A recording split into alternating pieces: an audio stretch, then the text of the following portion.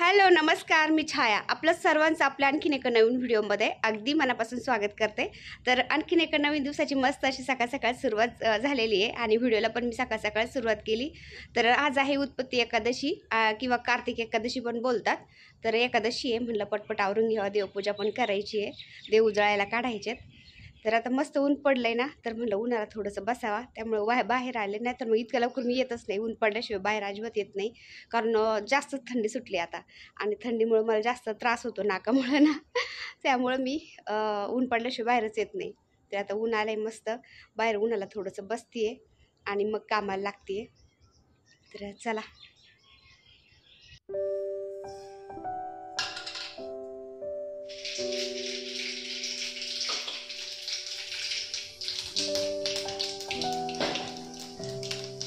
तर आता उन्हाला थोडंसं बसले, त्यानंतर घरामध्ये आले, मुलाला जायचं होतं कॉलेजला।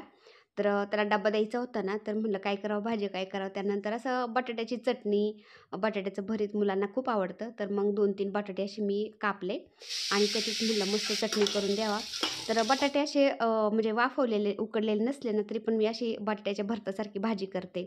तर मी थोड्याशा तेलामध्ये जिरी मोहरीची फोडणी दिली, थोडीशी हळद घातली आणि बटाटे घातले त्याच्यामध्ये कापून आणि थोडंसं 2-3 मिनटं वाफवून घेतलं आणि वाफवल्यानंतर त्याच्यामध्ये हिरवी मिरची, लसूण ठेचून घातला आणि थोडीशी कोथिंबीर, मीठ घालायचं आणि थोडंसं परतून घ्यायचं फक्त। तर इतकी छान चटणी तयार होती ना, म्हणजे बटाट्याचं भरीतच तयार होतं एकदम, अगदी 5-10 मिनिटांमध्ये भाजी तयार होती। तर थोडंसं मीठ कमी वाटलं मला, त्याच्यामुळे थोडंसं मीठ घातलं मी आणि खूप सारी कोथिंबीर घातली, कारण कोथिंबीर इतकी छान येते ना बाजारामध्ये। आता कोथिंबीर, मेथीची भाजी, पालक अशा पालेभाज्या छान येतात विकायला, फ्रेश फ्रेश एकदम। तर पावसाळ्याच्या वातावरणामध्ये कसं पालेभाज्या व्यवस्थित येत नाही बाजारामध्ये, पण आता थंडीचं आहे ना, खूप सारी कोथिंबीर यायला लागली, तर कोथिंबीर खूप जास्त वापरते मी आता। आणि भाजी झाली, त्यानंतर मला चपात्या करून घ्यावं, म्हणजे त्याचा डबा भरून देते, तो थोडंसं नाश्ता पण करेन आणि जाईन लगेच कॉलेजला। आणि कोणी नाश्ते पण केलेले नव्हते अजून, त्यामुळे म्हणलं बटाट्याची भाजी, रात्रीची थोडीशी मेथीची भाजी ती गरम केलेली आणि चहा पण करत असते ना, कोणाला वाटलं तर चहा चपाती खातात, कोणाला वाटलं तर भाजी पोळी खातात। तर आजकाल मी त्यांना सकाळ सकाळ चहा चपाती किंवा भाजी पोळी देत असते सगळ्यांना, म्हणजे 12-1 वाजेपर्यंत दमदमीत राहते सगळे, 12-1 वाजता मग जेवण करतात। तर स्वयंपाक मी सकाळीच असा करून ठेवते, कारण थंडी आहे ना, दुपारचं काहीच नाही करू वाटत, त्याच्यामुळं नाश्त्याला पण चपात्याच करते आणि दुपारच्यासाठी पण चपात्याच करून ठेवते आणि एखादी भाजी करते। मग दुपारी भाजी गरम केली की सगळे जेवण करतात आणि संध्याकाळी तर मग मी भाकरी आणि एखादी भाजी करते। संध्याकाळी प्रॉपर मी भाकरीच बनवते आजकाल। तर असं सकाळ सकाळी एकदा स्वयंपाक करून ठेवला ना, मग दुपारी आपल्याला किचनमध्ये जावं लागत नाही, नाहीतर मग ते सकाळी पण किचन आणि दुपारी पण किचन, संध्याकाळी पण किचन, मग कंटाळा येतो आणि एकतर थंडीचं काही करावं असं वाटत नाही, फरची एकदम अशी थंड पडलेली असते। तर माझा स्वयंपाक झाला, त्यानंतर म्हणलं मंदिर थोडंसं आवरून काढावा। तर मंदिरातल्या मी त्या माळी आहेत ना, त्या पण बदलल्या आणि ज्या मण्याच्या माळी आहेत ना, त्या पण थोड्याशा झटकून घेतल्या, कारण दिवाळीच्या आधीच मी त्या धुवून काढल्या होत्या ना, तर सारखं सारखं धुवून त्या खराब होऊन जातात ना, त्याच्यामुळं आता धुतल्या नाही, फक्त झटकून घेतल्या आणि मंदिर एकदम मी स्प्रे मारून कपड्याने पुसून घेतलंय, तुम्ही बघू शकता। आणि देव सगळे उजळायला काढलेत, आता देव उजळून घेते आणि मग देवांची मांडणी करून देवपूजा करून घेते। तर देव उजळून मी फॅन खाली सुकायला ठेवले, तसं मी कोरड्या कपड्याने पुसत असते, तरी पण फॅन खाली थोडेसे ठेवलेत, म्हणजे असं पटकन काळपट पडत नाही ते 8 दिवस आणि त्यानंतर छान राहतं, चमक राहते त्यांच्यावरती। तर मंदिरामधले कपडे टाकून घेते मी, तर पहिले लालच कपडे टाकले होते मी सगळे, तर त्या पायऱ्यांच्यावरती लालच होते, खाली पण लालच होते, पण आता पिवळं टाकते, कारण एकादशी आहे ना, तर एकादशीचं पिवळा कपडा चांगला असतो टाकलेलं, तर म्हणलं पिवळा कपडा टाकते, लाल पिवळं छान वाटतं। आणि ह्या माता लक्ष्मीची जी फ्रेम होती ना, तर ती बदलून आणली, तुम्ही बघू शकता, पहिली वेगळी होती जरा, तर ती थोडीशी खराब झाली होती आणि एक कोपरा असा तुटल्यासारखा पण झाला होता, तर बदलून आणली फ्रेम, तुम्ही बघू शकता। ती माता लक्ष्मीची फ्रेम आहे ना, फोटो इतका छान आहे ना, इतका आकर्षक आहे ना, असं पाहिल्यानं खूप असं डोळ्यांना एकदम प्रसन्न वाटतं, शांत वाटतं। तर ही मला अशी गिफ्ट म्हणून मिळालेली माता लक्ष्मीची ही फ्रेम ना, तर ती मंदिरामध्ये माझ्या असतीच पहिल्यापासून, आता मला वाटतं 15-16 वर्ष झाले तशी माझ्या मंदिरामध्ये, तर ती मला खूप लकी लागलेली, त्याच्यामुळे मी मंदिरामध्ये ठेवतेच। तर माता लक्ष्मीचा जो फोटो फ्रेम आहे ना, तर तो नसला ना मंदिरामध्ये, मंदिर एकदम सुनं वाटतं आणि आपल्याला नेहमी पाहायची सवय लागली ना, तर काहीतरी असं हरवल्यासारखं वाटतं। तर फौजी साहेबांनी पण एक दिवस देवपूजा केली ना, तर ते म्हणले की आपलं मंदिर कसं तरी सुनं वाटतंय, का बरं, काय झालंय? तर त्यांना म्हणलं माता लक्ष्मीचा फोटो फ्रेम मी तो फ्रेम करायला, म्हणजे त्याची फ्रेम बदलायला साईडला काढलाय, त्याच्यामुळं ते तसं वाटतंय। तर त्यांनी लगेचच्या लगेच 2-3 दिवसातच मग ती फ्रेम बदलून आणली आणि हे बघा माता लक्ष्मीची माझी मूर्ती आहे ना, तर पाठीमागच्या दिवाळीला मी घेतली होती ही, मला वाटतं काहीतरी 1200, 1250 नाही 1500ची काहीतरी मला वाटतं। कन्फर्म मला आता लक्षात नाही आहे, पण 1,500 पर्यंत आहे ही मूर्ती. इतकी छान आहे ना, इतकी आकर्षक आहे ना. तर बऱ्याचशा ताईंनी विचारलं पण, की "ती मूर्ती तुम्ही कुठून घेतली ताई?" तर आमच्या इथंच एक दुकान आहे ना, मी त्या काकांकडे नेहमी जाते, तर तिथूनच घेतलेली मी. तर हे बघा आता एका ताईंनी 2 दिवस झाले तेव्हाच कमेंट केली होती, की "ताई स्वामी महाराजांखाली आपण म्हणजे चौरंग ठेवा छोटासा आणि त्याच्यावरती स्वामी महाराजांना स्थान द्यावं." पण तुम्ही बघू शकता ताई वरच्या पायरीवरती आहे ना, मोठा पाट मातच नाही आणि छोटा पण पाट मात नाही. कारण ती पायरी थोडीशी आखूड आहे ना त्याच्यामुळे मी अशी गादी ठेवत असते, लोड ठेवते साईडनी आणि तिथंच मी स्वामी महाराजांना स्थान देते. तर असं आहे आणि सगळ्यात खाली स्वामी महाराजांना स्थान द्यायचं ना, ते बरं नाही वाटत. आम्ही थोडंफार काय करते, केंद्रानुसार आपल्या म्हणजे देवांची मांडणी करते आणि थोडीफार माझ्या मनाने पण करत असते. केंद्रानुसारच सगळी करत नाही. कारण थोडंसं आपल्या डोळ्याला पण चांगलं वाटलं पाहिजे ना, त्यामुळं मी माझ्या मनाने पण थोडीफार करते. कारण मनी भाव तिथं देव. तर असं आहे माझं. थोडंफार इकडं-तिकडं झालं तर चालतं. कारण फक्त मनातले भाव आपले निर्मळ पाहिजे. मनातून आपण पूजा करतोय ना, तर ती देवापर्यंत नक्कीच पोहोचल्या जाते. त्यामुळं थोडंफार इकडं-तिकडं होतच असतं. सगळं काही परफेक्ट नसतं. कारण मनुष्यजात ही चुकांचा पुतळा आहे. त्यामुळं चुका ह्या प्रत्येकाकडून होतच राहतात. आता परवाच एक निगेटिव्ह कमेंट आली होती, की हिच्या मनाचंच शास्त्र आहे सगळं. असं काहीतरी कमेंट होती, निगेटिव्ह कमेंट होती ती. पण मी असल्या लोकांकडे काही लक्ष देत नाही. कारण माझे जेवढे सबस्क्रायबर आहेत तेवढे इतके चांगले आहेत ना, सगळं मला समजून सांगतात, समजून घेतात, खूप सारं भरभरून प्रेम देतात. मग एक निगेटिव्ह कमेंटकडं का आपण लक्ष द्यायचं? त्यामुळे मी इग्नोर करते त्यांना. तर कसं आहे ना, सगळेच चांगले लोकं भेटतात ना आपल्याला असं नाही आहे. जिथं पॉझिटिव्ह मिळतात तिथं निगेटिव्ह पण मिळणारच, पण सगळ्यांना तोंड द्यावं लागतं. तर असल्या लोकांना मी इग्नोरच करते आणि एकदम आनंदी, खुश, पॉझिटिव्ह राहण्याचा प्रयत्न करते. तर आपण जर पॉझिटिव्ह खुश राहिलो ना, तर आपले जे पुढले दिवस येणार आहेत किंवा आपल्या आयुष्यामध्ये सुद्धा पॉझिटिव्हच घडत जातं. तर असं आहे. तर माझं परिवार माझ्याबरोबर आहे. सगळे मला जीव लावतात. सगळे माझे सबस्क्रायबर खूप मला समजून घेतात, खूप प्रेम देतात. मग ह्या 1-2 निगेटिव्ह कमेंटनी मला काय होणार आहे, त्यामुळं मी इग्नोर करते आणि पुढे चालते.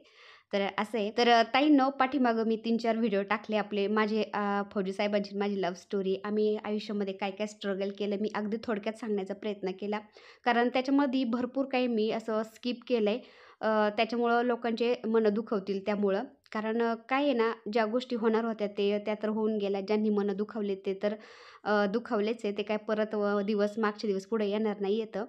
त्यामुळं म्हणलं आता पाठीमागचं पुढं काढून काय करायचं? उगाच मनं दुखावले जातील. त्यामुळं मी अशा भरपूर गोष्टी त्या स्किप केल्या आणि जेवढं वर-वर असं सांगायचं सारखं आहे ना, तेवढंच मी सांगितलं. कारण सोशल मीडिया आहे त्याच्यावरती असं सोशल मीडियावरती जास्त काही डीपमध्ये जाऊन अर्थ नाही आहे. कारण तुम्ही आजकाल बघतातच यूट्यूबवरती काय चालू आहे, भांडणं-तंडणं हे ते. त्याच्यामुळं मला असं रडून-खडून सांगणं अजिबात नाही आवडत. कारण आपण सोशल मीडियावरती, यूट्यूबवरती पॉझिटिव्हिटी सांगायला आलोत. म्हणजे आपल्यापासून 4 लोकं इन्स्पायर झाले पाहिजे, असं साठी आलोत आणि रडून-कडून हे सगळं सांगायचं मला आवडत नाही. त्यामुळं मी जेवढं सांगायसारखं आहे तेवढं सांगितलं आणि फौजी साहेबांनी मी 4-5 व्हिडिओ बनवले. तर ते पाठीमागचं सांगताना पाठीमागचे दिवस असे समोर यायचे. रडू खूप यायचं. 3-4 वेळा, 4-5 वेळा मी चांगलं रडून पण घेतलं. व्हिडिओ चालू असताना व्हिडिओ थांबवून. पण मी काही व्हिडिओमध्ये दाखवलं नाही. कारण रडून-कडून सिम्पती गेन करायचं मला ते अजिबात आवडत नाही. त्याच्यामुळे मी नाही दाखवलं. तर पूजा करता-करता मी तुम्हाला एक कमळगट्ट्याच्या माळीबद्दल पण सांगते. तर ही कमळगट्ट्याची छोटी माळ आहे ना, मी श्रीयंत्रावर ठेवण्यासाठी आणली. तर कसं आहे ना, श्रीयंत्र कमळगट्ट्याच्या माळीशिवाय चांगलं दिसत पण नाही, वाटत पण नाही आणि कमळगट्ट्याची माळ ही श्रीयंत्रावर असावीच आणि मोठी जर ठेवली ना, तर तिला असे बारीक-बारीक काळे किडे लागतात. ती खराब होऊन जाते. पहिली माझी खराब झालेली आहे ना, त्यामुळे मी काय करते, हा खजूरचा मोकळा डब्बा आहे ना, तर हा एकदम एअर टाईट आहे. त्याच्यामध्ये अजिबात म्हणजे हवा जात नाही. तर त्या डब्यामध्ये मी मोठी कमळगट्ट्याची माळ आणि त्याच्यामध्ये असा कापूर टाकून ठेवते. कापराने काय होतं, किडे वगैरे लागत नाही माळीला. कारण कमळाचं बीच आहे एक ते प्रकारचं ना, तर त्याला असे काळे किडे लागतात. तर त्यामुळे मी कापरामध्ये ठेवते म्हणजे त्याला किडे वगैरे काहीच लागत नाही. आणि जी छोटी कमळगट्ट्याची माळ आहे ना श्रीयंत्रावर, तर त्या माळीला सुद्धा मी मध्ये-मध्ये कापूर चोळत असते. म्हणजे त्या माळीला सुद्धा किडे लागणार नाही. कापरामुळं किडे लागत नाही ह्या माळींना. तुम्ही बघू शकता. तर मोठी माळ मी फक्त पूजेच्या वेळी बाहेर काढते आणि पूजा झाली ना पुन्हा ती माळ असं डब्यामध्ये ठेवून देते. म्हणजे ती एकदम व्यवस्थित राहते. तर पाठीमागं 2 दिवस झाले तेव्हा एका ताईची कमेंट होती, की "ताई तू फौजी साहेबांना बोलूनच देत नव्हती, सारखी मध्ये-मध्ये बोलत होती." तर तसं काही नाही आहे ताई. फौजी साहेबांना कसं आहे ना, कॅमेऱ्याचं जास्त म्हणजे सवय नाही आहे कॅमेऱ्यासमोर बोलायची. तर ते बोलले, "मला खूप अनकम्फर्टेबल वाटतंय." तर त्यांना मी असं बोलायला घेतलं होतं ना, तर ते बोलले, "माझ्याकडून काही गोष्टी विसरून जातात, तर मला थोडंसं सपोर्ट कर. मला बोलायला थोडंसं मध्ये-मध्ये सांगत राहा, काय विसरले, काय सांगायचंय." तर त्यामुळं मी काही त्यांच्याकडून विसरून जायचं ना, मध्ये-मध्ये मी त्यांना सांगायचा प्रयत्न करायचे, बाकी काही नाही. तर आपल्या चॅनलवरती म्हणजे आपले भरपूर सबस्क्रायबर आपल्या फौजी पत्नी आहेत. तर त्या 1-2 ताईंनी कमेंट केल्या होत्या, की "ताई, फौजी साहेब रिटायर आल्यानंतर कोणती अकॅडमी जॉइन केली होती? कसा अभ्यास केला ते पण सांगा." आणि एक ताई बोलल्या, की "तुम्ही फौजी साहेबांना बोलून पण दिलं नाही." तर फौजी साहेबांना म्हणलं, "चला आपण अजून एक व्हिडिओ बनवू. तुम्ही रिटायर आल्यानंतर कसा अभ्यास केला काय वगैरे हा व्हिडिओ बनवून टाका तुम्ही." म्हणलं. तर बऱ्याचशा फौजी पत्नी आहेत, तर त्यांनासुद्धा कामाला येतील ते. त्यांचे भाऊ रिटायर आल्यानंतर त्यांना कामाला येईल. तर कारण सवलती भरपूर आहेत ना, तर त्याचा फायदा आपण करून घेतलाच पाहिजे. त्याच्यामुळं म्हणलं चला. तर व्हिडिओ बनवला, पण त्याच्यानंतर व्हिडिओ एडिट केला, तो अपलोड करायचा काल. तर फौजी साहेब काय बोलले, 3-4 व्हिडिओ टाकलेत अरे आपण चॅनलवरती. तर सारखं-सारखं आपल्याला तेच-तेच सांगून लोकं म्हणजे तेच-तेच ऐकून बोर होतील, बोर झाले असतील. ते हा व्हिडिओ नको अपलोड करू अरे, नको करू. मला ते कसं तरी वाटतं कॅमेऱ्यासमोर बोललेलं. तर नको टाकू. तर त्यांनी शेवटी मला तो व्हिडिओ नाहीच अपलोड करून दिला. तर तसाच व्हिडिओ त्याच्यामुळे आपला व्हिडिओ काल आलाच नाही. असं झालं. तर चला आता देवांची मांडणी झाली सगळी. आता कलशाची मांडणी करून घेते मी. तर कलश एकदम घासून-पुसून स्वच्छ करून घेतलाय. तर कलशाविषयी पण 1-2 ताईंच्या कमेंट होत्या.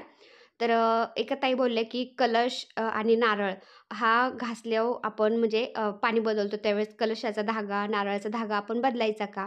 तर नाही ताई, सोडून जरी साईडला ठेवला, कलश घासून घ्यायचा आणि पुन्हा तो धागा बांधायचा आणि नारळ पण आपण धुवून घ्यायचा असतो. प्रत्येक वेळी आपण पाणी बदलतो ना, नारळ धुवून घेतला ना, तर तुम्ही बघू शकता नारळाला माझ्या पुन्हा कोंब आलाय, त्याला कशा मुळ्या मस्त फुटल्यात. तर नारळ प्रत्येक वेळेस आपण कलशातलं पाणी बदलताना नारळ धुवून घ्यायचा म्हणजे नारळाला बुरशी लागत नाही, नारळ चिकट होत नाही. कारण कलशाला आपण हळदी-कुंकू लावत असतो, अक्षदा वाहतो, तर त्यानी त्या नारळाला बुरशी लागल्यासारखी होते किंवा हळदी-कुंकूने तो नारळ चिकट होतो, बुरशी लागते. त्यामुळं तसं होऊ नये ना, त्यासाठी आपण नारळ धुवून घ्यायचा. त्यामुळं काय होतं, नारळाला आपल्या कोंब येतो खूप छान आणि त्याला तडा पण जात नाही. नारळ कोरडा कधीच ठेवू नये आपल्या कलशावरचा, त्यामुळं धुवून घेत जायचा ताईंनो. आणि पुन्हा नारळ धुवून घेतला ना, तो धागा सोडून ठेवलेला पुन्हा आपण बांधू शकतो. असं 10-15 दिवसा मिळून आपण तो धागा बदलला तरी पण चालतं. तर कलश मी घासून-पुसून घेतला, त्याला धागा बांधला, नारळ धुवून घेतला, त्याला पण धागा बांधलाय आणि कलशामध्ये ₹1 नाणं, अक्षदा, सुपारी, हळदी, कुंकू, एक फूल घातलं आणि नागविलीचे पानं तर आपले किती मोठाले आहेत सगळ्यांनाच माहिती आहे. तर 4-5 पानामध्ये सगळं कलश गच्च भरून जातं. तर असे मोठाले पानं मी काढले 4-5 ते ठेवते आणि नारळ त्याच्यावरती मांडून द्यायचा. तर कलशावरती हे पानं का ठेवायचे असते, तर पानांनी नारळ एकदम असा थंड राहतो, त्याला तडा जात नाही आणि नारळ धुवून घेतला आणि असे पानं ठेवले ना आपण त्याच्यावरती, तर 3-4 दिवस तुम्हाला नाही वेळ मिळाला किंवा तुम्ही बाहेर जाणार असले, तरी पण तो नारळ एकदम असा ओला राहतो आणि त्याला तडा जात नाही किंवा त्याला कोंब पण छान येतो. तर मी नारळ बदलल्यानंतर 1-1.5 महिन्यातच माझ्या नारळाला मस्त कोंब आला होता. तर हा नारळसुद्धा मी आता 1-2 महिने ठेवीन. बराचसा मोठा झाला ना, मग त्याला मी आमच्या शेतामध्ये नाही तर कुठं असं मंदिराच्या आवारामध्ये लावायला देईन. कारण गार्डनमध्ये आमच्या जागाच नाही राहिली जास्त लावायला. पहिला नारळ आमच्या गार्डनमध्येच लावलेला आहे मी. तर बऱ्याच वेळा दाखवलं पण तुळशीजवळ लावलेला आहे. इतका छान झाला ना तो पण. तर आपल्या गार्डनमध्ये घराच्या आसपास नारळाचं झाड असावंच असं म्हणतात. जसं-जसं नारळ वाढेल ना, तसं-तसं आपली म्हणजे प्रगती होत राहते असं म्हणतात. तर हे पहा नारळ मी तिथं कलश स्थापित केल्यानंतर कलशाला हळदी-कुंकू, अक्षदा वाहिल्यात. तर हे हळदी-कुंकू, अक्षदा जास्त दिवस राहिले ना त्याच्यावरती, तर ते बुरशी पकडतात किंवा असं चिकट होतं. त्यामुळं आपण रोज जरी नाही जमलं आपल्याला, तरी 1 दिवसाआड आपण याचं पाणी बदलावं आणि नारळ पण धुवून घ्यायचा. आणि आता देवांची मांडणी झाली, पूजा उरकतच आली. तर आज एकादशी आहे ना म्हणलं, तर एकादशीचं भगवान विष्णूंचं पूजा करायची असते. तर भगवान विष्णूला तुळस व्हायची होती ना, तर एकादशीच्या दिवशी तोडू नये ना तुळस, मी आदल्या दिवशीच तोडून ठेवली होती. तर तुळस ही 4-5 दिवस ही शिळी मानली जात नाही, त्यामुळं आदल्या दिवशी तोडून ठेवली आपण तरी पण चालती. तर पूजा माझी उरकतच आली आता. आता रांगोळी काढते थोडीशी म्हणलं, रांगोळीशिवाय आपली पूजा परिपूर्ण वाटतच नाही.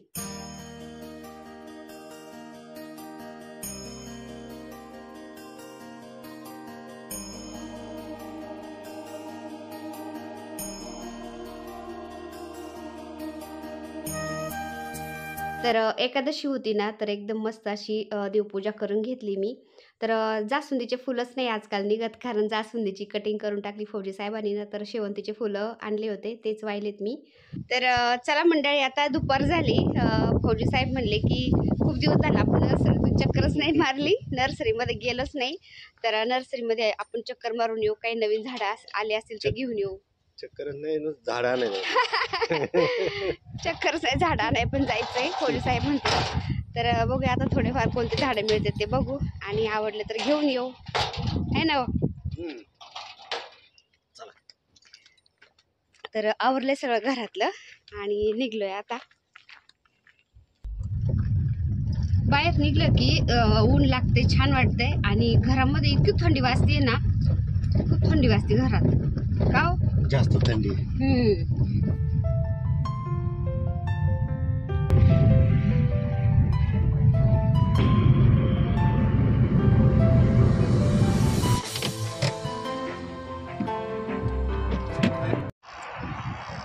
तर मंडळी, आपण आलोय आता आवटी नर्सरीमध्ये.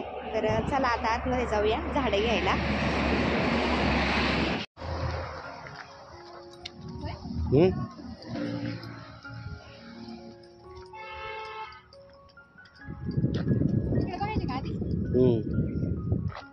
पुढे गेले मावशी.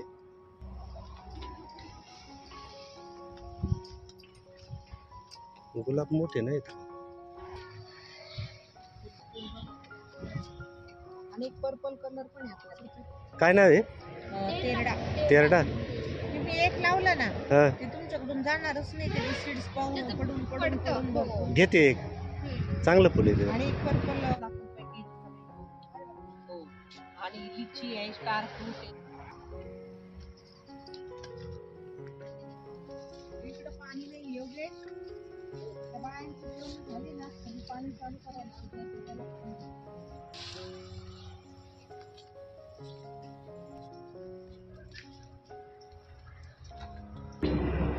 तर आम्ही झाडं घेतले, फौजी साहेब गेले बिल करायला, झाडांचं बिल केलं आणि निघलो आम्ही मग. तर मंडळी, थोडेसेच झाडं आवडले मला तिथले, 3-4 झाडं घेतले. बाकी म्हणलं आता दुसऱ्या नर्सरीमध्ये पाहूया वेगळे काय मिळतात का काय, कारण भरपूर आपले इथं जे झाडं होते ना तेच होते तिथं, वेगळे काही मिळाले नाही. 4 घेतले फक्त तिथून. तर पाहूया आता पुढल्या नर्सरीत कोणते भेटत आहेत, नाही का.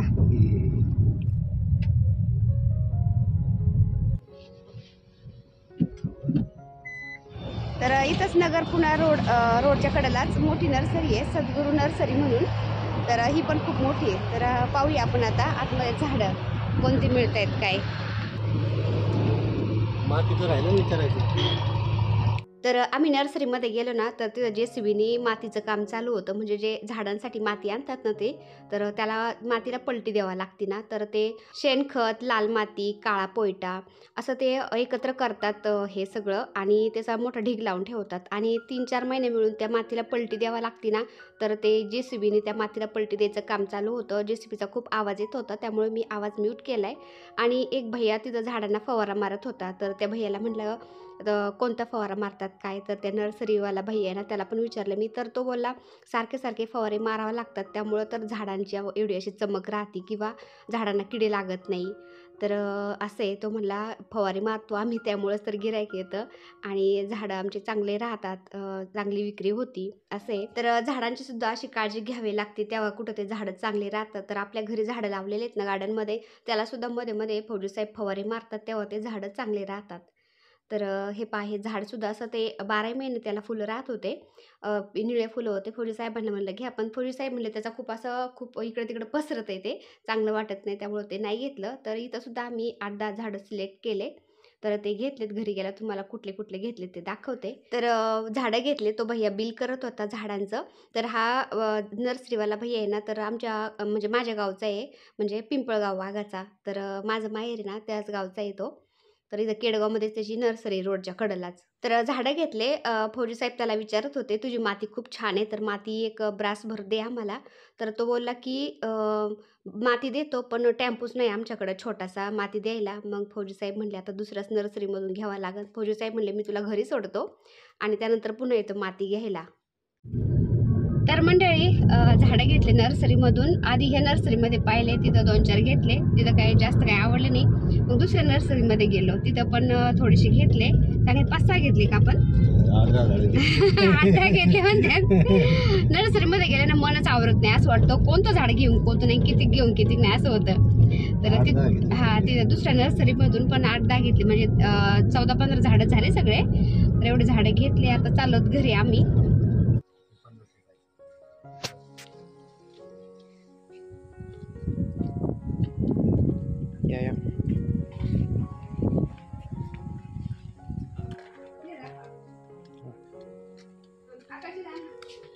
तर मंडळी हे बघा, हे एक झाड आणले मी, इंडोर प्लांट आहे, 250 रुपयाचं. आणि हे मला वाटतं केवढ्याचं, 50 रुपयाचं. हे काय ते फुलगुलाबासारखं आहे. फुलगुलाबासारखे. हे फुल दाखव आकाश. तर हे तेरड्याचं झाड आहे. हे बघा, याचं फुल गुलाबासारखं एकदम मोठं फुल आहे. नाही तर मग तेरड्याचं एकदम छोटं फुल असतं, पण याचं मोठं फुल आहे ना, त्याच्यामुळे मी आणलं हे. आणि हे पहा, हे इतकं छान झाड आहे ना. तर हे 60 रुपयाचं आहे आणि हे 100 रुपयाचं आहे. तर याची कटिंग करत राहिले ना वरून, तर हे मस्त असं इतकं हिरवगार मस्त गुब्बारा होतो ना. तर हे आणलंय 100 रुपयाचं. मला वाटतं अजून याच्यासारखं अजून एक आहे, ते आणते थोडी. Christmas tree. ही केवढ्याची हो? हे महाग दिली तिने, 200 रुपयाला दिली. हा का? तर फौजी साहेबांना क्रिसमस ट्री खूप आवडली, तर हे 200 रुपयाला मिळाले. तर हे 2 आणले. मग तर आपल्या हे सगळं आपल्या टेरेस किचन गार्डन मध्ये लावायचं आपल्याला वरती.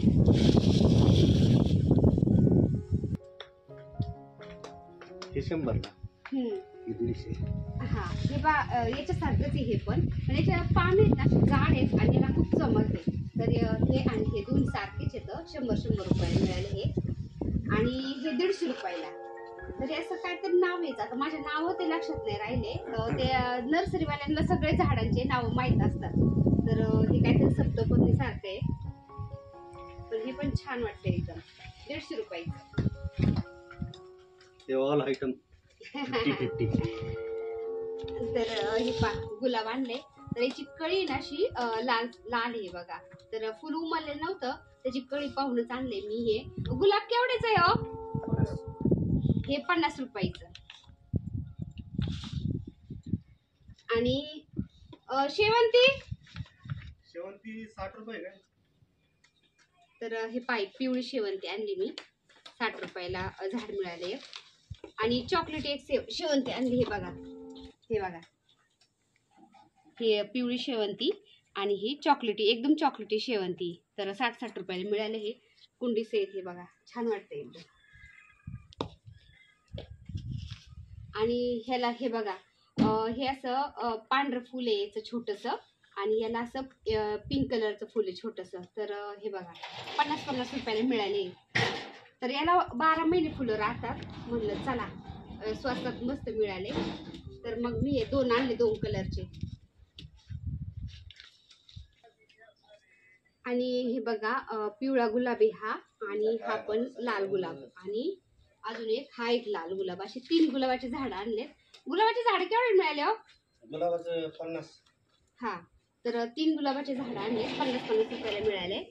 आणि हे पण 50 रुपयाला मिळाले. हे बघा, तर हे आपण इनडोअर पण ठेवू शकतो आणि आउटडोअर पण ठेवू शकतो.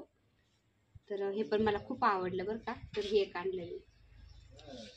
तर एवढे झाडं आणलेत. आता फौजी साहेब नर्सरीमधून माती आणायचं आलेत. माती काही राहिलेली नाहीये. तर माती आणल्यानंतर मग हे लावायचे सगळे झाड. तर फौजी साहेबांनी मला घरी सोडलं. म्हणले माझ्याबरोबर तू थकून जाशील, तर थांबावं लागतं ना, म्हणजे माती भरूस तर थांबावं लागतं. तर फौजी साहेबांनी मला घरी सोडलं, परत गेले. आणि ह्या भैयांकडून मग ते पहिलं आधी थांबलो होतो ना आम्ही नर्सरीमध्ये, आवटी नर्सरीमध्ये. तर तिथूनच ही माती घेऊन आले मग. तर ह्या भैयाने झाडं मला गाडीमध्ये भरू लागला होता ना, तर तोच भैया आहे. तर 2-3 वेळेस माती आणली ना, तर हाच भैया होता. तर त्यांनी मग ही माती भरली आणि आता तोच खाली करतोय. तर घरपोच माती देतात ही. तर मला वाटतं काहीतरी अर्धा 1 ग्लास माती ही.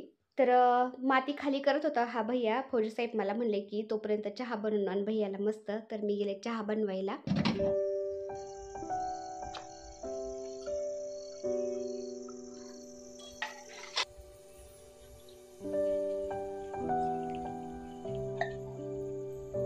तर फौजी साहेबांना माती आणता ती खाली करता करता संध्याकाळ झाली.